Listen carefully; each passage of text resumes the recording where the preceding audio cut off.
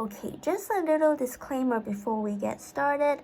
This is not going to be a funny video, but more like a long and wholehearted life updates of the whole year. And when I'm editing the footage, I also realized that most of those clips from the camera is seriously overexposed, and my voice also sound really low at that time, probably because I was a bit sick in that morning.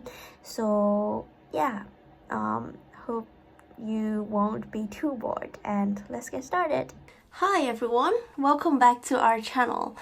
It's finally the time for us to do a little review / reflection on 2020, and today we are also going to talk a bit about the plans or changes that is going to happen to this channel in the coming year. And today's video is intentionally filmed in English just because in case my parents decided to watch my videos someday, they don't need to revisit some of the painful part in this video. Let's start off with the beginning of 2020, which was actually still okay because COVID wasn't severe at that time and business are still doing as usual. And in January, it was actually the first time for me to join the international licensing show on behalf of Rice Bowl Hat in the Hong Kong Expo Center. And I still remember I was so naive at that time, thinking like, 2020 is going to be a great year for Rice Bowl Hat because there seems to be a lot of like potential projects that we can work on, and we had actually made a lot of new business connections as well.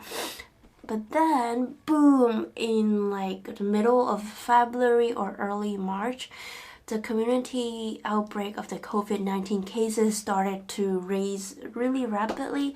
And then a lot of us have started our work from home / remote working life, which at the beginning, I actually love it a lot because it actually saves me 3 hours of transportation costs every day and around 1,000 something Hong Kong dollar of transportation fee per month. And cooking at home also like allows me to eat more healthy and lower the food costs as well. But then soon after like the stay-home life started for 1 to 2 weeks, I started to know that something is not right. I started to realize this stay-home situation has actually forced me to face one of the underlying problems that I have been ignoring or being reluctant in facing for a long time, and that's probably the time for us to dig out some dark history which I had never shared on this channel before. So ever since I was a kid, I have always been a very sensitive type, and well, you can say it's slightly weird because I don't like to do the mainstream thing, and I always like want to do some weird funny stuff, and sometimes I'll also have repetitive behaviors. But luckily enough, I was able to be accepted by my friends at school and also a lot of the teachers who have been guiding me really well. But every time when I go back home, my dad would ask me to stay normal and ask me to observe others, observe the mainstream, and do not make yourself stand out, otherwise you will be weird. And he always say like, oh, you are such a failure, 你真係好失敗咯，你係失敗. And so there has always been a struggle or doubt on why am I accepted outside as an individual with my own personality, but I am always like rejected by the family, especially my dad. And it was in secondary school when I have a really bad breakdown. So I was suffering from depression. My weight goes down to like a really low level, and I was being forced to stay in the hospital, and I was also suspended from school for 1 whole year.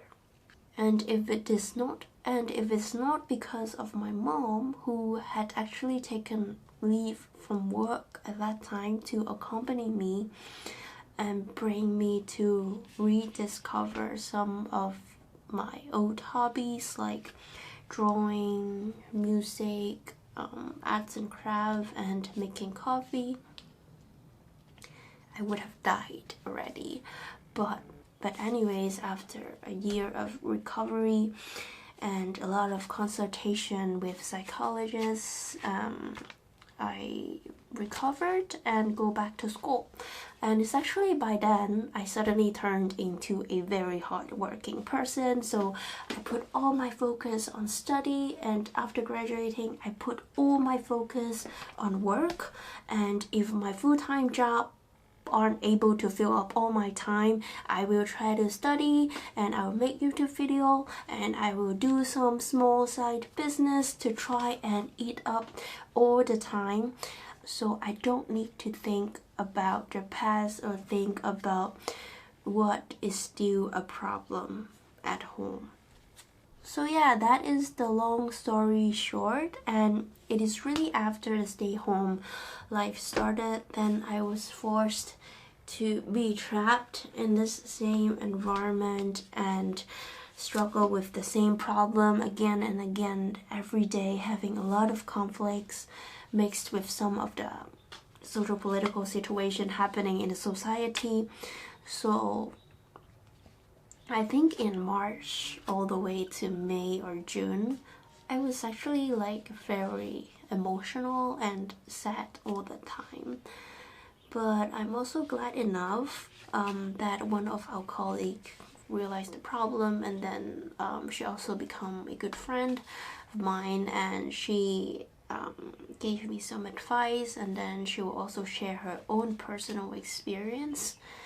And it was by then I realized, oh, maybe I have pondered too much, maybe I have walked too far, and it's really the time for me to pull myself out from the dark. Otherwise, I might suffer from another breakdown, which I don't think me or my mom can really bear anymore, because I remember that condition was really horrible at that time, and it doesn't only causes harm on me but also to everyone surrounding.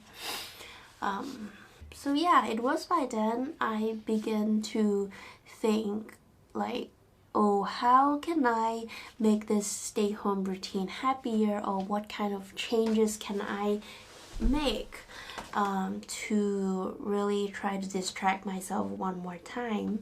So eventually I decided to do a little room renovation in this 2 square meter space, so that even if there are times when I need to shut myself up in a room, I would still feel like it's a safe and comfy room.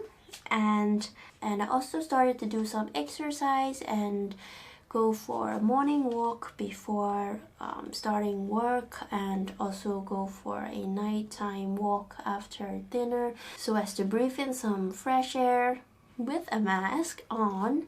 And I have also refocused on working really hard on this little character by drawing illustration or planning on making art toy, because I actually realized that when I was working on this little project, it is almost like a therapy to heal my childhood, and I genuinely feel happy when I was drawing those silly illustration or joking about some of the random silly adventures that Rice Bowl Head is going on. And yeah, that's pretty much how I survived through 2020, And I also want to take this chance to apologize to our audience that I really wasn't able to make as much videos as before in this year, mainly because I was really sad most of the time, and it has become really hard for me to say hello 大家好 and do a really cheerful video to be shared to the world. And yeah, moving on to some of the updates of this channel, let me read the note. Okay, for some of you who have been following on Instagram, you would probably already know that a lot of our content on YouTube, especially those Cantonese related, have been wrongly identified as sensitive content that violates community rules by the YouTube algorithm, and they had actually forcefully turned off the comment section for a number of times in the past, and some of the videos were actually also taken down, and we have also suffered from a few rounds of attacks by some of the anti-Hong Kong or anti-Cantonese netizens, which is actually a huge harm to this mini channel, because YouTube algorithm and all those likes and comments, those engagements are what helps organic channel to grow and be discovered from new audiences. So in the coming year, I have decided to do a few changes to this channel together, like me and you who are watching. So we are going to reposition this channel a bit into more lifestyle focused, which means we are going to have more vlogs to record down the daily bits of life, and the channel name is going to change as well, so hopefully can give a fresh impression to YouTube and gradually tune this channel back to a right track. And the tentative channel name is going to be Wholesome Records, which means we are intending to make more wholesome videos that can hopefully put a smile on your face, and together we make this a better world. But for some of the Cantonese learner who are watching this video right now, don't be disappointed, because it doesn't mean we are not going to have Cantonese materials anymore. But we will be moving, and we will be moving to podcasts. Please be patient, because this migration does take time, and since everything has been doing with a one-man band, YouTube and work and drawing and everything, so I think the earliest for it to be launched would probably be around May or June, because I would need to record 10 episodes first and then submit it to those podcast hosting platform to get it approved and released. And those are going to be some intermediate to advanced listening practice, so it would be more like article sharing or random chit chat on some daily topics.